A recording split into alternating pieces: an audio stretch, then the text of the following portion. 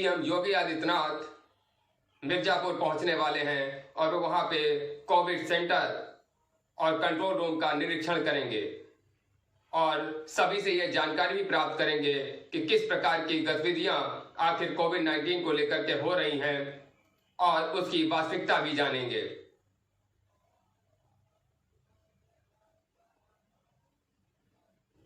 अभी थोड़ा बाद में जाइएगा।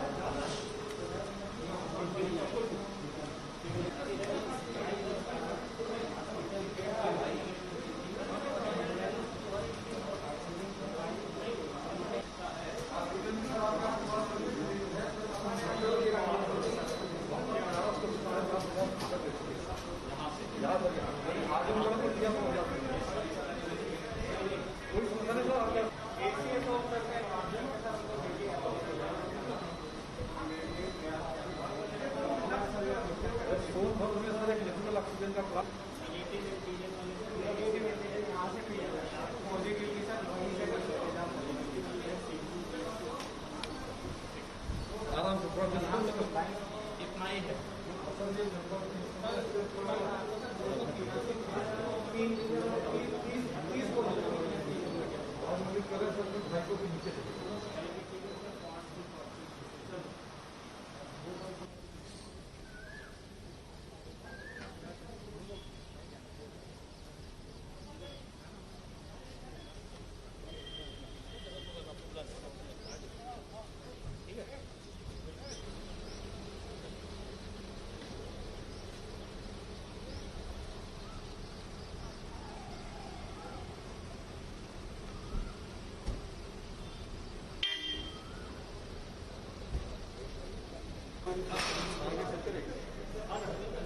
आगे आगे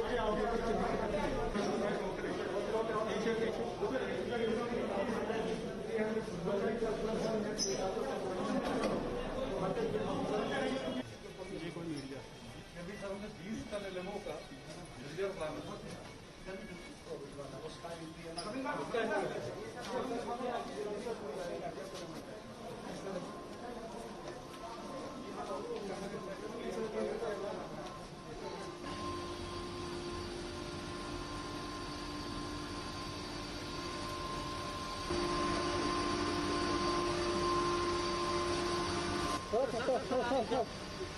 अरे आप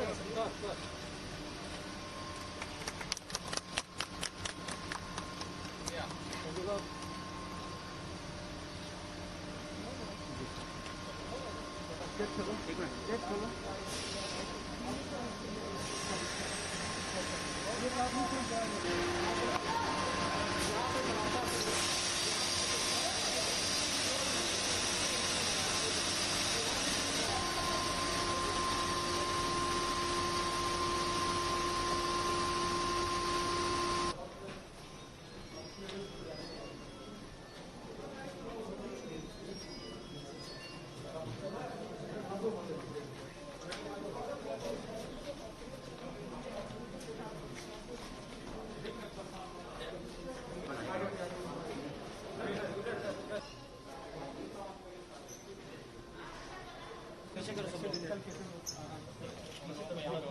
इस समय मामले आ भी रहे हैं हॉस्पिटल में, पेशेंट पर आ भी रहे हैं। एक्सीडेंटल आ रहे हैं, सामान्य सर्जरी नहीं होगा, कुछ नहीं सामान्य।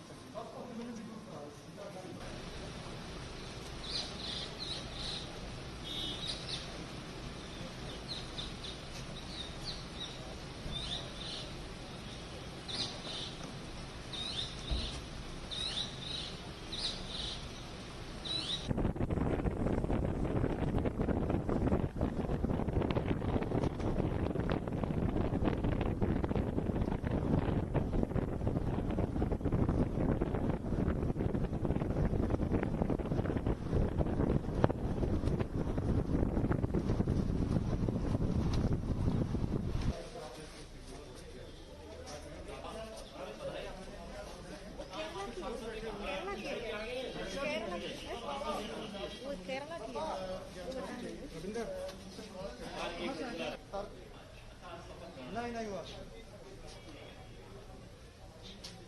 प्रधान जी निगरानी समिति के गांव में अध्यक्ष जी लेकर के तुरंत पीएससी पर बता देते हैं और वहाँ से डॉक्टर लोग सब आकर के हम लोग टीम मिला करके ड्यूटी करती है, आशाओं को लेकर के हम लोग काम करते हैं सर। क्या लक्षण युक्त व्यक्ति को मेडिसिन की किट आप लोग वितरण नहीं करते हैं? वितरण करते हैं सर, पीएससी से आ जाता है दवाई, आशा द्वारा दिखा देते हैं सर। नहीं, कौन देता है? ये निगरानी समिति देती है या बाद में हॉस्पिटल से टीम जाती है? हॉस्पिटल का टीम पहुँचा दिया जाता है। इस गांव में कितने लोगों को आप लोगों ने दवा दी है? इस समय 60। कौन है आशा? कौन है इस गांव में? 4 लोगों को। कितने लोगों को यहाँ पे कोरोना की वो हो रही थी, शिकायत थी? तो उन लोगों को सबको दवा नहीं दी?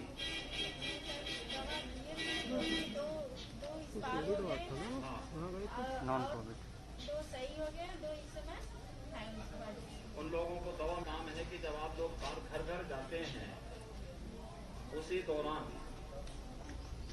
इससे जुड़े हुए लोगों को मेडिसिन किट पहले ही चरण उपलब्ध करवा देंगे ना, तो बाद में व्यक्ति की स्थिति खराब नहीं होगी। ठीक है ना? पहले ही चरण में दवा देना और यही निगरानी समिति का काम है। फिर उनकी सूची बना देना, नाम में सर्दी जुकाम है, दवा ले ली, उसको कोई नुकसान नहीं होने वाला। लेकिन अगर कोई कोविड पॉजिटिव है और उसको समय से उसने दवा नहीं दी, उसके लिए बाद में दिक्कत हो सकती है। इसलिए सावधानी के लिए निगरानी समिति को ही कहा गया है कि निगरानी समिति पहला काम तो करे कि गांव में स्वच्छता के बारे में लोगों को जागरूक करें, बताएं। गांव में हर व्यक्ति को बोले कि घर के अंदर भी जो 60 साल से ऊपर के लोग हैं, छोटे बच्चे हैं, गर्भवती महिलाएं हैं, के बाद उनको भी जोड़िए, उनका भी मदद दीजिए, जिससे एक अभियान चलना चाहिए कि मेरा गांव कोरोना मुक्त गांव। जांच करवाइए और फिर उसके बाद तब गांव में जाए। नातेदारी को कोई आता है, रिश्तेदारी आता है, पहले उसकी जांच जरूर करवाइए। क्योंकि अगर एक भी व्यक्ति गांव में चला गया, किसी परिवार में बैठ गया, पूरा गांव इससे संक्रमित हो सकता है, पूरा परिवार संक्रमित हो सकता है। फिर असावधानी में पूरा गांव उसकी चपेट में आ सकता है। बहुत बहुत धन्यवाद।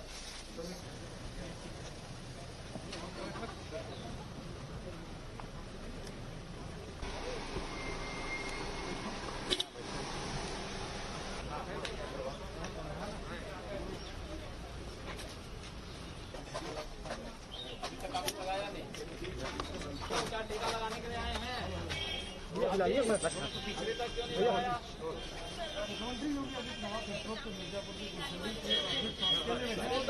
वैसे भी लगाना चाहिए। टीकाकरण के लिए यहाँ पर आए हैं, हमने यहाँ पे सेकेंड फेज में हमारा तकरीबन 22,000 तक लग चुका है। जानकारी कर रहे हैं, उसकी स्थिति समझ रहे हैं। लगा दें। चलिए पीछे जाओ, ठीक है।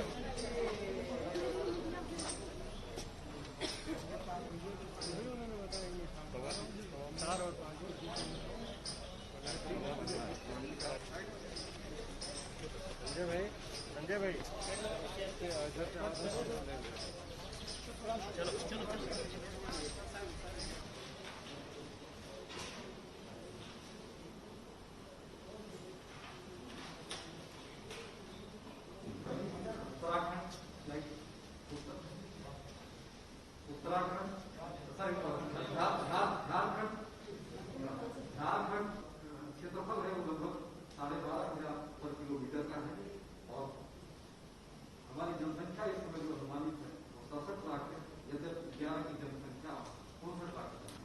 जब पीक आया था तो हमारी संख्या बहुत बढ़ गई थी सर।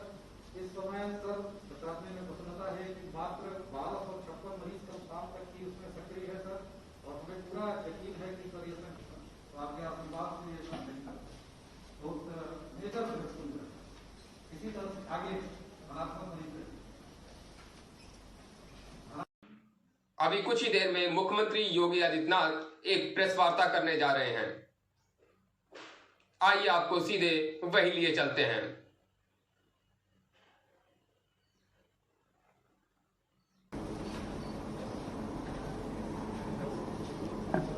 मित्रों, कोरोना महामारी के खिलाफ देश की जो लड़ाई है आदरणीय प्रधानमंत्री जी के मार्गदर्शन और उनके नेतृत्व में ये पूरी मजबूती के साथ आगे बढ़ रही है और उसके अपेक्षित परिणाम भी सामने आ रहे हैं।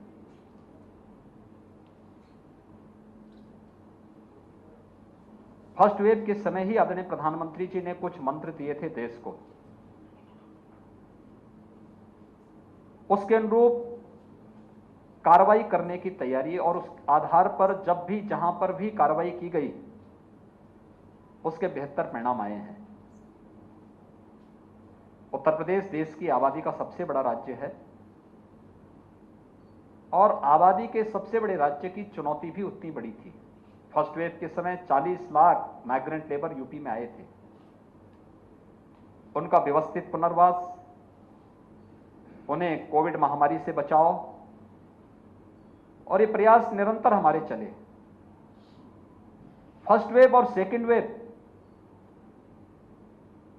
वेव सामान्य थी, लेकिन संक्रमण फर्स्ट वेव की तुलना में सेकेंड वेव में 30 से 50 गुना अधिक थी और इसके कारण ज्यादा लोग संक्रमण की चपेट में आ गए।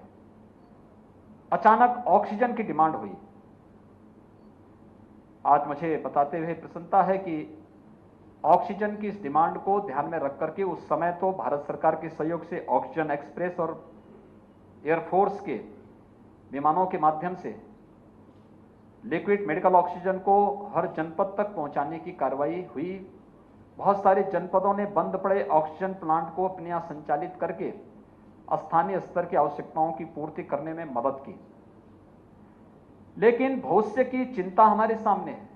हर जनपद ऑक्सीजन के क्षेत्र में आत्मनिर्भर हो सके, पर्याप्त मात्रा में ऑक्सीजन प्लांट आज हर जनपद के अंदर लग रहे हैं और हमने हर जनपद को कहा है कि एक नोडल अधिकारी इसके लिए तैनात करिए जो केवल ऑक्सीजन प्लांट को स्थापित करने के लिए वहां पर निरंतर उसकी समीक्षा कर सकें, उसकी मॉनिटरिंग कर सकें और उन्हें समय सीमा के अंदर स्थापित कर सकें।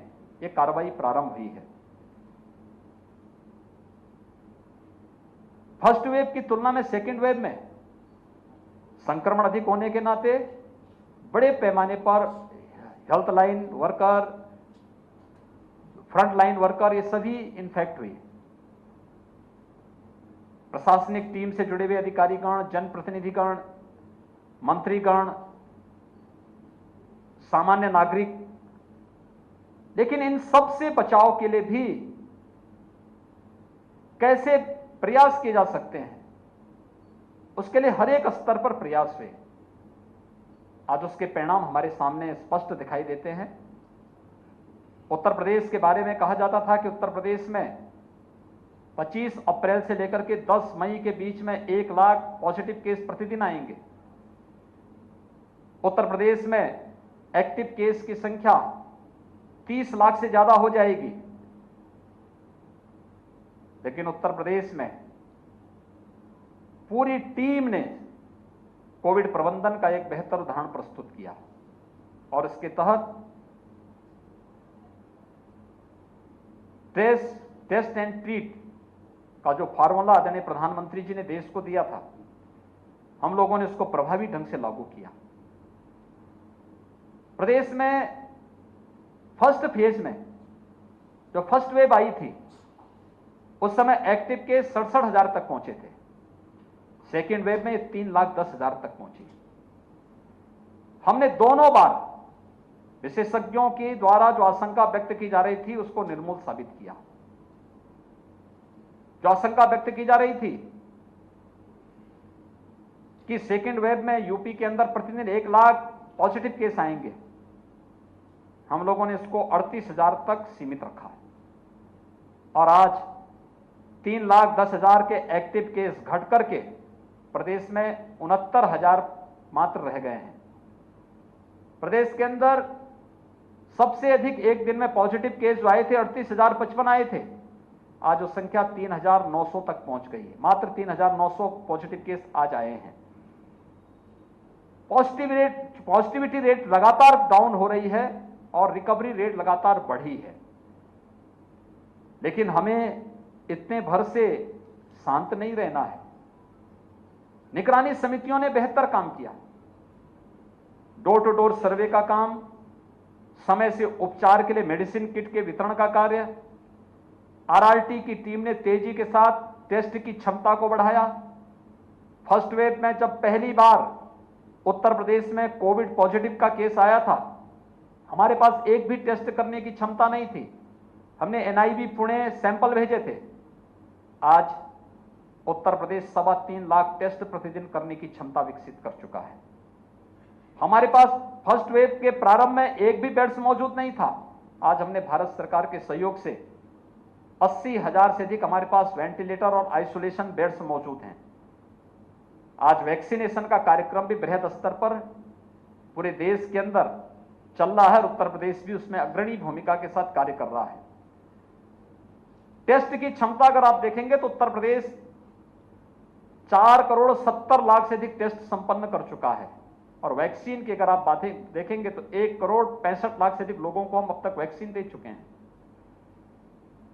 हम लोगों ने अगले फेज में एक व्यवस्था की है कि वैक्सीन एक सुरक्षा कवच है और इसके लिए 45 से ऊपर आयु के सभी लोगों को मुफ्त में वैक्सीन भारत सरकार दे रही है, लेकिन 18 से 44 के बीच में राज्य सरकार को वैक्सीन लेनी पड़ रही है। हम अब तक 23 जनपदों में वैक्सीन 18 से 44 वर्ष की उम्र के लोगों को उपलब्ध करवा रहे हैं। 1 जून से हम इसे सभी 75 जनपदों तक इसका विस्तार दे रहे हैं और 75 जनपदों में वैक्सीनेशन का कार्यक्रम 1 जून से हमारा प्रारंभ होने जा रहा है। इसमें हमने कुछ व्यवस्थाएं दी हैं, जैसे अभिभावक स्पेशल बूथ। उन सभी अभिभावकों को जिनके बच्चे 12 साल से छोटी उम्र के हैं, यानी थर्ड वेव की आसन्न आशंका को ध्यान में रख करके उन अभिभावकों को पहले से ही वैक्सीन का कवर दे देना, जिससे इन्फेक्शन उनके साथ ना आने पाए या वे इन्फेक्ट ना होने पाए। दूसरा, हर जनपद में पीडियाट्रिक आईसीयू और नीको के निर्माण की कार्रवाई हमारी तेजी के साथ प्रारंभ हो चुकी है। बहुत सारे जनपदों ने बनाने की कार्रवाई आगे कर दी है, कुछ लोगों की यहाँ तैयारी चल रही है, लेकिन थर्ड वेव के आने की जो आशंका व्यक्त की जा रही है उससे पहले पहले हमारे ये सभी कार्य लगभग संपन्न हो चुके होंगे।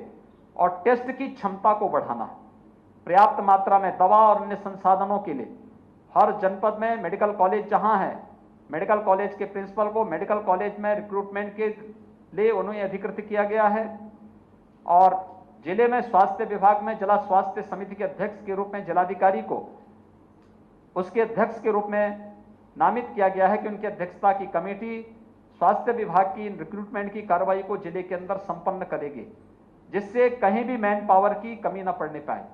मैन पावर के रिक्रूटमेंट, उनकी ट्रेनिंग की कार्रवाई, ये सभी हमारी पैरेलल चल रही है। कोरोना के खिलाफ देश की लड़ाई को मजबूती के साथ आगे बढ़ाने का कार्य हो रहा है। मिर्जापुर मंडल ने मां विंध्यवासिनी की कृपा से अच्छा परिणाम दिया है। एक समय यहां पर पॉजिटिविटी रेट लगभग 35% के आसपास पहुंच गई थी, लेकिन एक सामूहिक प्रयास, जनप्रतिनिधियों का मार्गदर्शन, प्रशासनिक टीम और हेल्थ विभाग की जो टीम थी, हमारे कोरोना वॉरियर्स थे, इन सब ने मिलकर के जनता जनार्दन के सहयोग से आज इसको हम न्यूनतम स्तर पर लाने में सफलता हमें प्राप्त हुई है। यानी 2 से नीचे पॉजिटिविटी रेट तक यह मंडल पहुंचा है और आने वाले समय में इससे बेहतर परिणाम लाने के लिए आज उन्हें कहा गया है। हम लोग पूरी तरीके से सेकेंड वेव में जो एक और समस्या देखने को मिली थी वह थी कि पोस्ट कोविड केयर की। फर्स्ट वेव में इसकी आवश्यकता नहीं पड़ी थी। हर जनपद में पोस्ट कोविड वार्ड के निर्माण की कार्रवाई युद्ध स्तर पर चल चुकी है, बहुत सारी जगह बन चुके हैं। मिर्जापुर में भी पोस्ट कोविड वार्ड, यहां पर आज वहां पे मैंने देखा 5 पेशेंट वहां भर्ती हैं और मैंने उनसे स्वयं वहां जाकर के बातचीत भी की।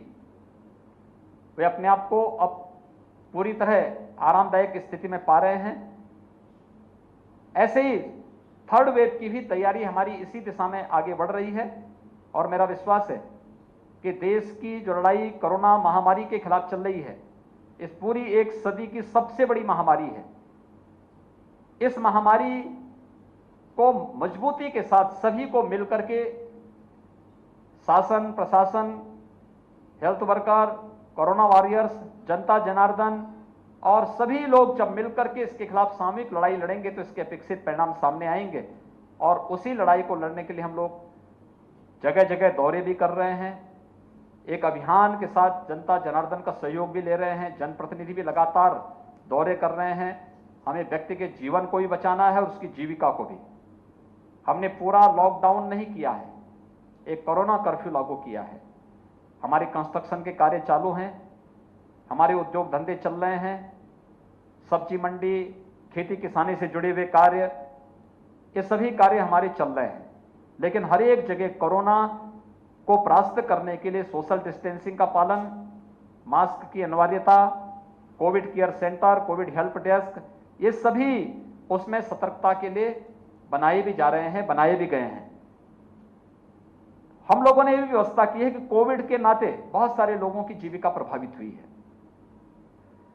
उनको सपोर्ट करने के लिए प्रधानमंत्री गरीब कल्याण पैकेज के अंदर मई और जून में हर जरूरतमंद गरीब को निःशुल्क खाद्यान्न उपलब्ध कराया जा रहा है। जून, जुलाई, अगस्त में राज्य सरकार हर गरीब और जरूरतमंद को निःशुल्क खाद्यान्न उपलब्ध करवाएगा।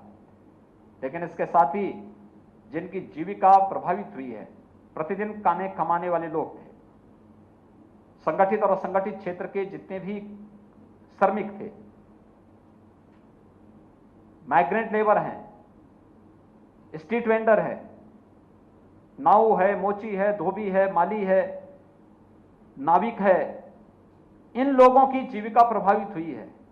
इन लोगों को भरण पोषण भत्ता जून में हम उपलब्ध करवाने जा रहे हैं। कोरोना के खिलाफ इस लड़ाई को सामूहिक प्रयास से परास्त किया जा सकता है। और मेरी आप सबसे भी अपील है, हम लोगों को तैयार करें कोरोना प्रोटोकॉल का पालन करने के लिए, मास्क और 2 गज की दूरी का पालन करने के लिए। शहर हो या गांव, कोई टेस्ट करने से ना भागे। वैक्सीन हर व्यक्ति को सुरक्षा कवच देगा, हर व्यक्ति वैक्सीन जरूर लगाए।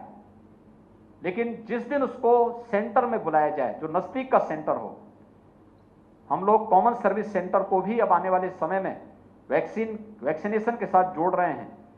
तो ये एक बड़ा अभियान होगा जो लोगों को एक सुरक्षा कवच दे सकता है। और मेरा आप सबसे अपील है कि हम मीडिया के माध्यम से भी अगर इस प्रकार की अपील लोगों के लिए जारी करें और लोगों को इसके प्रति जागरूक करें तो निश्चित ही कोरोना महामारी को पूरी तरह समाप्त करने में पूरे देश को मदद मिलेगी। अभी मिलते हैं एक छोटे से ब्रेक के बाद। खबरों के लिए बने रहे, मैं अविनाश राजवंश।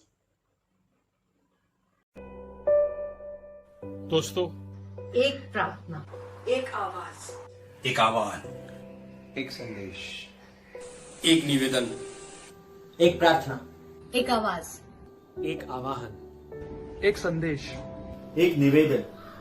कोरोना वायरस, इस महामारी ने पूरे संसार को अपने घेरे में ले लिया है। हजारों लोगों की मृत्यु हो चुकी है, लाखों लोग संक्रमित हैं।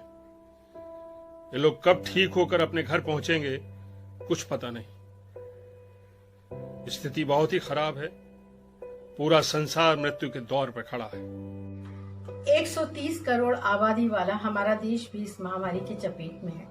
सरकार पूरी कोशिश कर रही है कि हम सब मिलकर इस महामारी पर जीत हासिल कर सकें। व्यवस्थाएं बनाई जा रही हैं, जितनी संभव है उससे कहीं ज्यादा, ताकि हम इस महामारी को समाप्त कर पाएं।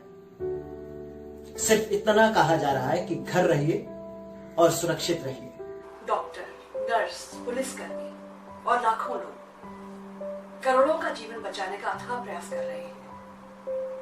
उनका सहयोग करिए, उनका साहस बढ़ाइए, उन पे पत्थर मत फेंकिए, ना ही उनके साथ अभद्र व्यवहार कीजिए, क्योंकि अगर वो नाराज हो गए और उन्होंने काम करना बंद कर दिया तो हम सब सिर्फ लाशों में तब्दील हो जाएंगे और कुछ नहीं होगा। आपको हमें शमशान पहुंचाने वाले भी नहीं मिलेंगे। अमेरिका, ब्रिटेन, इटली की तो हालत सबको पता ही है। तो प्लीज भारत को अमेरिका और ब्रिटेन बनने न दीजिए। माना कि आप हमसे नाराजगी है और हमें आपसे लड़ लेंगे ना, लड़ लेंगे एक बार ये महामारी खत्म होने के बाद।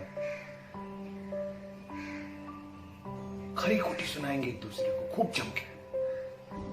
अरे अभी तो अपना जीवन बचा लो, वरना ये घर, गाड़ी, पैसा, बच्चों के लिए जो नए कपड़े लिए थे उनके जन्मदिन के लिए, सब यहीं रह जाएगा।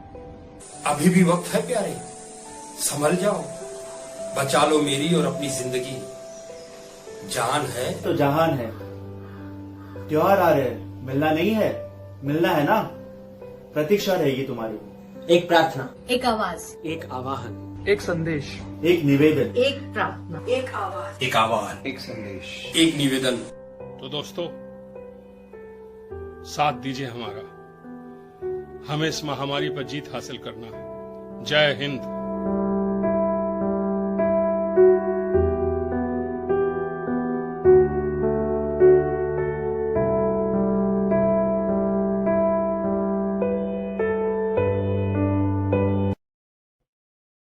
नमस्कार दोस्तों, मैं ओम कटारे, लेखक, निर्देशक, अभिनेता, यात्री थिएटर ग्रुप मुंबई। आज देश का हर नौजवान कलाकार बनना चाहता है। इसमें कोई बुराई नहीं है, लेकिन सही मार्गदर्शन, सही दिशा मिलना बहुत बहुत आवश्यक है। कॉम्पैग्नो न्यूज और यात्री थिएटर ग्रुप मुंबई आपके लिए ला रहे हैं रंग कार्यशाला यानी थिएटर वर्कशॉप। इस वर्कशॉप में आप अपने अंदर के कलाकार को पहचानेंगे, अभिनय की बारीकियों से रूबरू होंगे, अपने अंदर की अच्छाइयां, बुराइयों से आपका परिचय कराया जाएगा ताकि आप उन पर काम कर सकें। ये वर्कशॉप ऑफलाइन, ऑनलाइन हो रहे हैं। आप इस ईमेल पर अपनी डिटेल भेज सकते हैं hr@cssplindia.com या व्हाट्सएप नंबर पर भी अपनी डिटेल भेज सकते हैं। नंबर है 9198901347। आइए इस वर्कशॉप का हिस्सा बनिए। मुझे पूरा यकीन है कि इस वर्कशॉप के बाद आप अपना जीने का नजरिया बदल देंगे। आप अपने अंदर एक बहुत बदलाव महसूस करेंगे। तो अपना ध्यान रखिए, सुरक्षित रहिए। मिलते हैं जल्दी। जय हिंद। जिस तरह से हमारे देश में परिस्थितियां क्या पूरे विश्व में चल रही है, उसे देखकर हर इंसान कहीं न कहीं परेशान है। हर इंसान कहीं न कहीं डिप्रेशन का भी शिकार हो रहा है, क्योंकि हर किसी ने किसी न किसी को खोया जरूर है। हमारे बहुत से कोरोना वॉरियर भी अपनी जिंदगी छोड़ गए हैं। आज हमें उन्हें भी एक सच्ची श्रद्धांजलि देनी है। हमने भी अपने परिवार से किसी न किसी को खोया है। जो बचे हुए हैं उनके लिए हमें लड़ाई लड़नी है और उन्हें बचा लेना ही हमारी एक सच्ची श्रद्धांजलि भी होगी। हम सबको एकजुट रहना है, एक दूसरे की मदद करना है और हर हाल में कोरोना को हराना है। हम मेरी कलम से का 10वां एपिसोड बहुत जल्दी लेके आ रहे हैं। उसका नाम है खट्टे मीठे पल। ऐसे पल जो हम उन लोगों के साथ भी व्यतीत करते थे जो आज हमारे बीच नहीं हैं, और वो लोग भी जो आज हमारे साथ हैं और वो संघर्ष कर रहे हैं। हमें अपना और अपने परिवार का वो सारे पलों को याद रखना है, संजोए रखना है और अपनी लड़ाई लड़ते रहना है। अभी कुछ ही देर में मैं आपके लिए उसका एक ट्रेलर लेके आया हूं। आप भी देखिए और अपने परिवार के लिए एक नई उत्साह, नई उमंग और नया साहस लाने का प्रयास करें। सुनिए ना। सुन रहा हूं ना। आपको मेरा कितना ख्याल है। आज इस मौके पे जाके ना मुझे एहसास हुआ कि आप मुझे कितना चाहते हैं। अब ये दुआ मत करना ऐसे मौके बार बार आए। मगर आप इतने परेशान क्यों हैं? ये तो खुशी का मौका है ना। मैं समझ नहीं आ रहा, मैं हंसू के रोऊं कसम। आप ये क्यों नहीं सोचते कि हम ना एक नई जिंदगी को जन्म देने जा रहे हैं। छोटी सी जान जब आपको तोतली आवाज में दादी दादी करके पुकारेगी, तो उसके साथ हम फिर से बच्चे नहीं बन जाएंगे? इस उम्र में ये बचपना ठीक लगेगा क्या पागल? आप हमेशा से बेटा चाहते थे ना, हो सकता है इस बार लड़का ही हो, हमारी वर्षों की तमन्ना पूरी हो जाएगी। ये सब सोचकर कितना अच्छा लगता है। इस वक्त मैं ये सोच रहा था कि जब वो कॉलेज से निकलेगा तो मेरी उम्र 70 की होगी। दफन निकला, फेल होता रहा तो 5 साल और जोड़ लो। मैं तो तब तक सीताराम केसरी जैसा दिख रहा हूँ।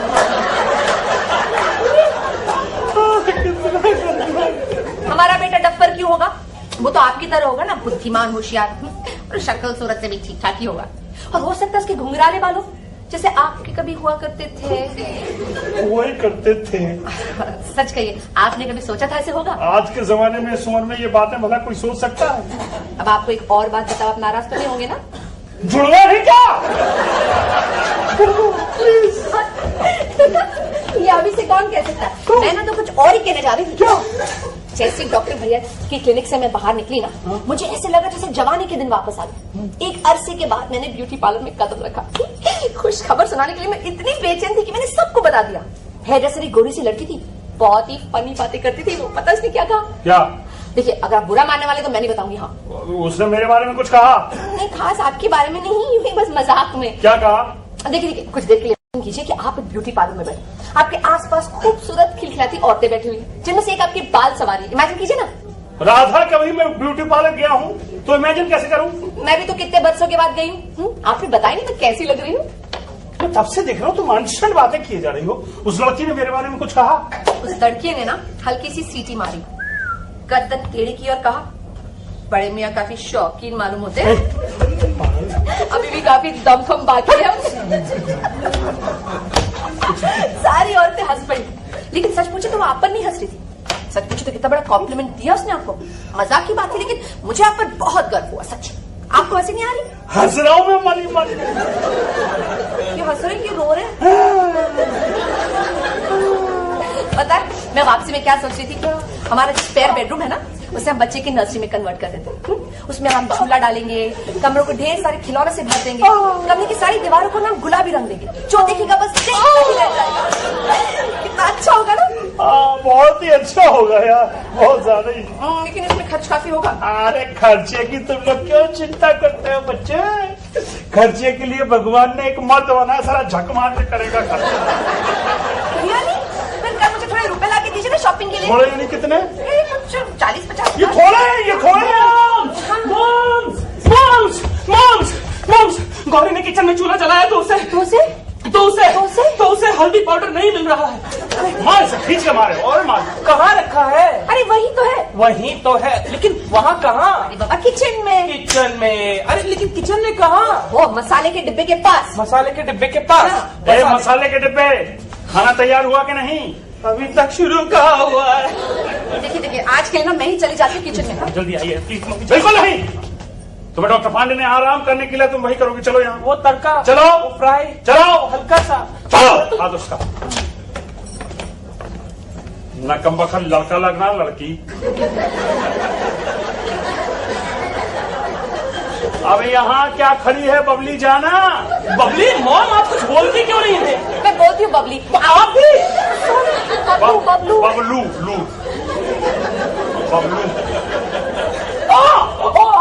क्या हुआ? भूख के मारे पैर नहीं उठ रहे हैं।